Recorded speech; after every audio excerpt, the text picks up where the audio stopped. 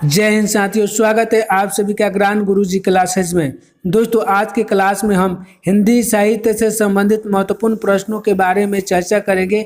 ये सभी प्रश्न सिलेक्टेड है और बार बार एग्जाम में पूछे जाते हैं। तो अगर आप चैनल पर पहली बार है तो सर्वप्रथम चैनल को सब्सक्राइब कर बेल आइकन को प्रेस कर ले ताकि आने वाली नई वीडियो का नोटिफिकेशन आपके पास सबसे पहले पहुँचे।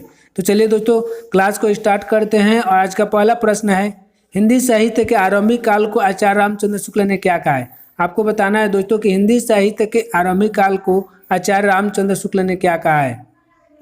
आपका राइट आंसर होगा सी, वीरगाथा काल। हिंदी साहित्य के आरंभिक काल को आचार्य रामचंद्र शुक्ल ने वीरगाथा काल कहा है। दोस्तों, यहाँ पर और एग्जाम में एक प्रश्न पूछा जाता है कि आदिकाल किसने कहा है। हिंदी साहित्य के आरंभिक काल को आदिकाल किसने कहा है। तो आदिकाल हजारी प्रसाद द्विवेदी ने कहा है। इसको आप लोग अपने नोटबुक में नोट कर लेंगे। उसके बाद अगला प्रश्न एग्जाम में पूछा जाता है कि हिंदी साहित्य के आरंभिक काल को चारण काल किसने कहा है। आपको बताना है दोस्तों कि चारण काल किसने कहा है। तो जॉर्ज ग्रियर्सन ने, याद रखेंगे, चारण काल जॉर्ज ग्रियर्सन ने कहा है। और जॉर्ज ग्रियर्सन के बाद राम कुमार वर्मा ने, चारण काल जॉर्ज ग्रियर्सन के बाद राम कुमार वर्मा ने कहा है। अगला प्रश्न बनेगा कि हिंदी साहित्य के आरंभिक काल को शीत सामंत काल किसने कहा है। तो शीत सामंत काल राहुल शंकर त्यायन ने कहा है। दोस्तों याद रखेंगे, शीत सामंत काल किसने कहा है, राहुल शंकर त्यायन ने कहा है। दोस्तों, आप अपने पास कलम और कॉपी लेकर जरूर बैठिएगा और जो भी एक्स्ट्रा इंपॉर्टेंट प्रश्न बताया जाएगा उसको आप लोग अपने नोटबुक में नोट कर लेंगे। बात करते हैं अगले प्रश्न की, और अगला प्रश्न है पृथ्वीराज रासो के रचनाकार है। दोस्तों, आपको बताना है कि इनमें से कौन पृथ्वीराज रासो के रचनाकार है। आपका राइट आंसर होगा बी, चंद्रवरदाई। दोस्तों, चंद्रवरदाई पृथ्वीराज रासो के रचनाकार है। दोस्तों, यहाँ पर एक और प्रश्न एग्जाम में पूछा जाता है कि चंद्रवरदाई किसके दरबारी कवि थे। आपको बताना है दोस्तों कि चंद्रवरदाई किसके दरबारी कवि थे। दोस्तों, चंद्रवरदाई पृथ्वीराज चौहान के दरबारी कवि थे। इसको आप लोग अपने नोटबुक में नोट कर लेंगे। दोस्तों, बात करते हैं अगले प्रश्न की, और अगला प्रश्न है कबीरदास की भाषा क्या थी। दोस्तों, आपको बताना है कि कबीरदास की काव्य भाषा क्या थी। आपका राइट आंसर होगा सी, सधुकरी। कबीरदास की काव्य भाषा सधुकरी थी। दोस्तों, कबीरदास के ग्रंथ का नाम क्या था। आपको बताना है कमेंट बॉक्स में कि कबीरदास के काव्य ग्रंथ का नाम क्या था। बीजक। कबीरदास के काव्य ग्रंथ का नाम क्या था दोस्तों, बीजक, जो 3 भागों में प्रकाशित हुआ था। इसको भी आप लोग याद रखें। 3 भागों में कौन कौन से, साखी, शबद, रामायणी, याद रखें। साखी, शबद, रामायणी, ये 3 भागों में कबीरदास के काव्य बीजक प्रकाशित था। दोस्तों, यहाँ पर एक और प्रश्न एग्जाम में पूछा जाता है कि कबीरदास को वाणी का डिक्टेटर किसने कहा। कबीरदास को वाणी का डिक्टेटर किसने कहा। तो इसको आप लोग नोट कर लेंगे, हजारी प्रसाद द्विवेदी। हजारी प्रसाद द्विवेदी ने कबीरदास को वाणी का डिक्टेटर कहा है। बात करते अगले प्रश्न की, और अगला प्रश्न है इन दिनों किसका काव्य संग्रह है। दोस्तों, आपको बताना है कि इन दिनों किसका काव्य संग्रह है। आपका राइट आंसर होगा ए, कुंवर नारायण। इन दिनों कुंवर नारायण का काव्य संग्रह है। दोस्तों, इसके अतिरिक्त इनके और भी महत्वपूर्ण काव्य संग्रह है जिसको आप लोग अपने नोटबुक में नोट कर लेंगे। चक्रव्यूह, प्रवेश, हम तुम, अपने सामने, कोई दूसरा नहीं, ये इनके महत्वपूर्ण काव्य संग्रह है। चक्रव्यूह, प्रवेश, हम तुम, अपने सामने, कोई दूसरा नहीं, इनके महत्वपूर्ण काव्य संग्रह। इसको आप लोग अपने नोटबुक में नोट कर लेंगे। बात करते हैं अगले प्रश्न की, और अगला प्रश्न है नदी के द्वीप उपन्यास के उपन्यासकार है। दोस्तों, आपको बताना है कि इनमें से कौन नदी के द्वीप उपन्यास के उपन्यासकार है। आपका राइट आंसर होगा डी, अज्ञेय। जी हाँ दोस्तों, अज्ञेय नदी के द्वीप उपन्यास के उपन्यासकार है। दोस्तों, इनके और 2 महत्वपूर्ण उपन्यास है जिसको आप लोग नोट कर लेंगे। शेखर एक जीवनी, अपने अपने अजनबी, याद रखेंगे। शेखर एक जीवनी और अपने अपने अजनबी, इनके 2 महत्वपूर्ण उपन्यास है। और शेखर एक जीवनी 2 भागों में प्रकाशित है, ये भी याद रखें। शेखर एक जीवनी कितने भागों में प्रकाशित है दोस्तों, 2 भागों में। बात करते हैं अगले प्रश्न की, और अगला प्रश्न है एक बूंद सहसा उछली किसका यात्रा साहित्य है। दोस्तों, आपको बताना है कि एक बूंद सहसा उछली किसका यात्रा साहित्य है, यानी कि यात्रा वृत्तांत है। दोस्तों, आपका राइट आंसर होगा ए, अज्ञेय। एक बूंद सहसा उछली अज्ञेय का यात्रा साहित्य है। दोस्तों, इसके अलावा इनका एक और महत्वपूर्ण यात्रा साहित्य है जिसका नाम क्या है दोस्तों, अरे यायावर याद रहेगा, याद रखेंगे। अरे यायावर याद रहेगा अज्ञेय का प्रमुख यात्रा वृत्तांत है। इसको आप लोग अपने नोटबुक में नोट कर लेंगे। बात करते हैं अगले प्रश्न की, और अगला प्रश्न है अर्धनारीश्वर के रचनाकार है। दोस्तों आपको बताना है कि इनमें से कौन अर्धनारीश्वर के रचनाकार है। आपका राइट आंसर होगा ए, रामधारी सिंह दिनकर। रामधारी सिंह दिनकर अर्धनारीश्वर के रचनाकार हैं। दोस्तों आपको कमेंट्स बॉक्स में बताना है कि संस्कृति के 4 अध्याय किसका गद्य साहित्य है। आपको बताना है दोस्तों कि संस्कृति के 4 अध्याय किसका गद्य साहित्य है। बात करते हैं अगले प्रश्न की, और अगला प्रश्न है स्वर्णधूलि के रचनाकार कौन है। दोस्तों आपको बताना है कि स्वर्णधूलि काव्य संग्रह के रचनाकार कौन है। आपका राइट आंसर होगा ए, सुमित्रा नंदन पंत। जी हाँ दोस्तों, सुमित्रा नंदन पंत स्वर्णधूलि के रचनाकार है। इसके अलावा भी इनके और भी महत्वपूर्ण काव्य संग्रह है जिसको आप लोग याद रखेंगे दोस्तों, और अपने नोटबुक में नोट कर लेंगे। उच्छ्वास, पल्लव, वीणा, ग्रंथि, गुंजन, युगांत, युगबाड़ी, ग्राम्या, स्वर्ण किरण, युगपथ, चिदंबरा आदि इनके महत्वपूर्ण काव्य है। इसको भी आप लोग नोट कर लेंगे तथा इसको याद रखेंगे। इससे बार बार एग्जाम में प्रश्न पूछा जाता है। बात करते हैं अगले प्रश्न की, और अगला प्रश्न है रसिक समाज की स्थापना किसने की। दोस्तों आपको बताना है कि इनमें से कौन रसिक समाज की स्थापना की। आपका राइट आंसर होगा सी, प्रेमगन। जी हाँ दोस्तों, प्रेमगन ने रसिक समाज की स्थापना की। और इनके एक महत्वपूर्ण काव्य है जिसका नाम क्या है दोस्तों, जीर्ण जनपद। याद रखें, जीर्ण जनपद इनके एक महत्वपूर्ण काव्य है, और इससे एग्जाम में प्रश्न पूछा जाता है, तो इसको आप लोग याद रखेंगे। बात करते हैं अगले प्रश्न की, और अगला प्रश्न है रस केली बलि किसके काव्य ग्रंथ है। दोस्तों आपको बताने की रस केली बलि किसके काव्य ग्रंथ है। आपका राइट आंसर है ए, घनानंद। रस केली बलि घनानंद के काव्य ग्रंथ है। दोस्तों इसके अतिरिक्त इनके 2 और महत्वपूर्ण काव्य ग्रंथ हैं, सुजान सागर, विरह लीला। याद रखें, सुजान सागर और विरह लीला इनके महत्वपूर्ण काव्य ग्रंथ है। इसको भी आप लोग नोट कर लेंगे तथा याद रखेंगे। इससे एग्जाम में प्रश्न बार बार पूछा जाता है। दोस्तों वीडियो बनाने में बहुत मेहनत लगता है, इसलिए एक सब्सक्राइब तो बनता है दोस्तों, तो चैनल को जरूर सब्सक्राइब करिएगा तथा वीडियो को अंत तक जरूर देखिएगा, बीच में वीडियो को स्किप मत कीजिएगा। बात करते हैं अगले प्रश्न की, और अगला प्रश्न है प्रेम वाटिका के रचनाकार हैं। दोस्तों आपको बताना है कि प्रेम वाटिका के रचनाकार कौन है। आपका राइट आंसर होगा सी, रसखान। दोस्तों प्रेम वाटिका के रचनाकार रसखान है। दोस्तों इसका प्रकाशन वर्ष क्या है, 1610 ईस्वी। याद रखें, प्रेम वाटिका का प्रकाशन वर्ष क्या है, 1610 ईस्वी है। दोस्तों यहाँ पर एक और प्रश्न एग्जाम में पूछा जाता है कि रसखान किस भक्ति शाखा के कवि है। दोस्तों आपको बताना है कि रसखान किस भक्ति शाखा के कवि है। तो रसखान कृष्ण भक्ति शाखा के कवि। याद रखें, रसखान कृष्ण भक्ति शाखा के कवि है। दोस्तों आपको कमेंट्स बॉक्स में बताना है कि रसखान के गुरु कौन थे। रसखान के गुरु कौन थे। रसखान के गुरु विठल नाथ थे। दोस्तों याद रखेंगे, रसखान के गुरु कौन थे, विठल नाथ थे, जिन्होंने पुष्टि मार्ग में इन्हें शिक्षा दी थी। कहाँ दी थी, पुष्टि मार्ग में शिक्षा दी थी। बात करते अगले प्रश्न की, और अगला प्रश्न आशा दीवार के रचनाकार है। दोस्तों आपको बताना है कि इनमें से कौन आशा दीवार के रचनाकार है। आपका राइट आंसर होगा बी, गुरु नानक। जी हाँ दोस्तों, गुरु नानक आशा दीवार के रचनाकार है। बात करते अगले प्रश्न की, और अगला प्रश्न जपुजी के रचनाकार कौन है। दोस्तों आपको बताना है कि इनमें से कौन जपुजी के रचनाकार है। आपका राइट आंसर होगा बी, गुरु नानक। गुरु नानक जपुजी के रचनाकार हैं। बात करते अगले प्रश्न की, और अगला प्रश्न है लगभग जय हिंद किसका पहला काव्य संग्रह है। यानी कि दोस्तों आपको बताना है कि लगभग जय हिंद किसका पहला कविता संग्रह है। आपका राइट आंसर होगा ए, विनोद कुमार शुक्ल। जी हाँ दोस्तों, विनोद कुमार शुक्ल का लगभग जय हिंद पहला कविता संग्रह है।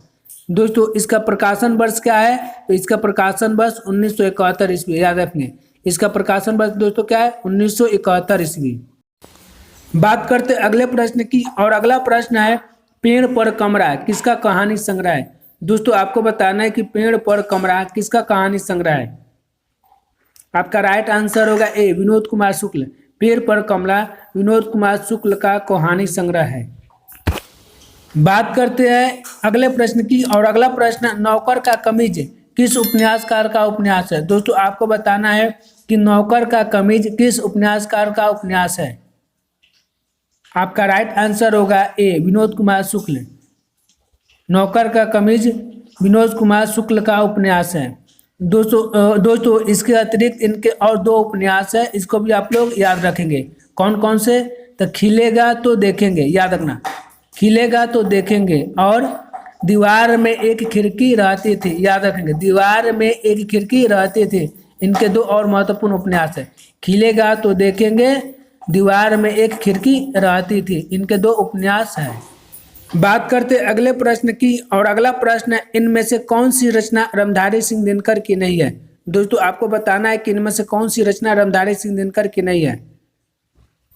आपका राइट आंसर होगा डी, सकेत। दोस्तों सकेत रामधारी सिंह दिनकर की रचना नहीं है, तो आपको कमेंट्स बॉक्स में बताना है कि सकेत किसकी रचना है। दोस्तों आपको कमेंट्स बॉक्स में बताना है कि सकेत किसकी रचना है। सकेत मैथिली शरण गुप्त की रचना है, याद रखें, किसकी रचना है? मैथिली शरण गुप्त की।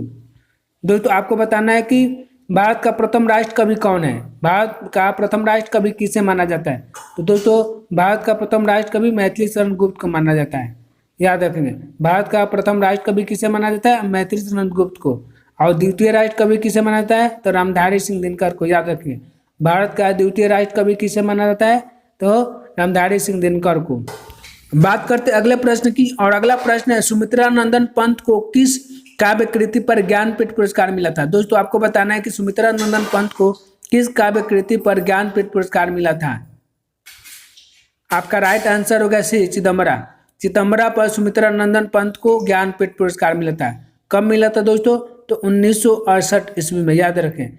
सुमित्रा नंदन पंत को 1968 ईस्वी में चिदम्बरा पर ज्ञानपीठ पुरस्कार मिला था। और भारत में सबसे पहले किसको ज्ञानपीठ पुरस्कार मिला था दोस्तों? आप लोग कमेंट्स बॉक्स में लिखकर बताएंगे कि भारत में सबसे पहले किसे ज्ञानपीठ पुरस्कार मिला था हिंदी साहित्य के क्षेत्र में। आप लोग कमेंट्स बॉक्स में लिखकर बताएंगे। बात करते अगले प्रश्न की, और अगला प्रश्न है, प्रिय प्रवास किस कवि की काव्य कृति है? दोस्तों आपको बताना है कि प्रिय प्रवास किस कवि की काव्य कृति है। आपका राइट आंसर होगा ए, हरिऔध। प्रिय प्रवास हरिऔध की काव्य कृति है। दोस्तों इसे खड़ी बोली का प्रथम महाकाव्य भी माना जाता है, याद रखें। खड़ी बोली का प्रथम महाकाव्य किसे माना जाता है? तो प्रिय प्रवास को माना जाता है, याद रखेंगे। बात करते अगले प्रश्न की, और अगला प्रश्न है, शिव सिंह सेंगर के इतिहास ग्रंथ का नाम है। दोस्तों आपको बताना है कि शिव सिंह सेंगर के इतिहास ग्रंथ का नाम क्या है। आपका राइट आंसर होगा सी, शिव सिंह सरोज। शिव सिंह सरोज शिव सिंह सेंगर के इतिहास ग्रंथ का नाम है। बात करते अगले प्रश्न की, और अगला प्रश्न है, जनता की चित्तवृत्ति का संचित प्रतिबिंब ही साहित्य है, यह कथन किसका है? दोस्तों आपको बताना है कि जनता की चित्तवृत्ति का संचित प्रतिबिंब ही साहित्य है, यह किसका कथन है। आपका राइट आंसर होगा सी, रामचंद्र शुक्ल। यह कथन रामचंद्र शुक्ल का है, याद रखेंगे। दोस्तों यह प्रश्न बार बार एग्जाम में पूछा जाता है, बहुत ही ज़्यादा इम्पोर्टेंट प्रश्न है। बात करते अगले प्रश्न की, और अगला प्रश्न है, हिंदी साहित्य का आदिकाल पुस्तक के लेखक है। दोस्तों आपको बताना है कि इनमें से कौन हिंदी साहित्य का आदिकाल पुस्तक के लेखक है। आपका राइट आंसर होगा डी, हजारी प्रसाद द्विवेदी। हजारी प्रसाद द्विवेदी हिंदी साहित्य का आदिकाल पुस्तक के लेखक हैं।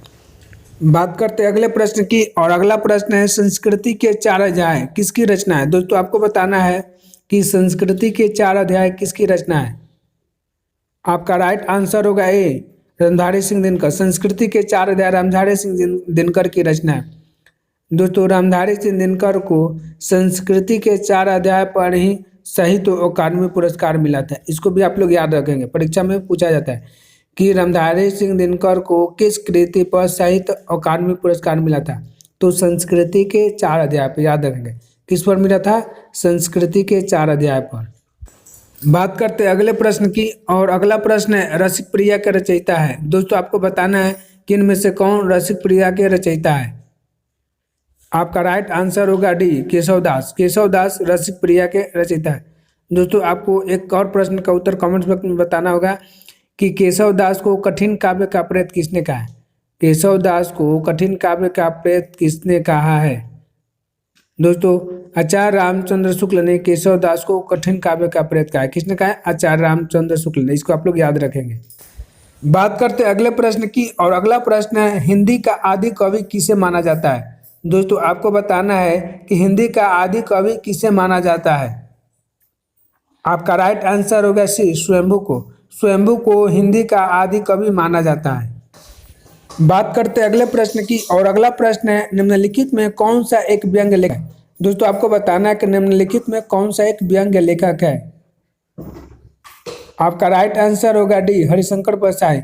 जी हाँ दोस्तों, हरिशंकर परसाई एक व्यंग्य लेखक है।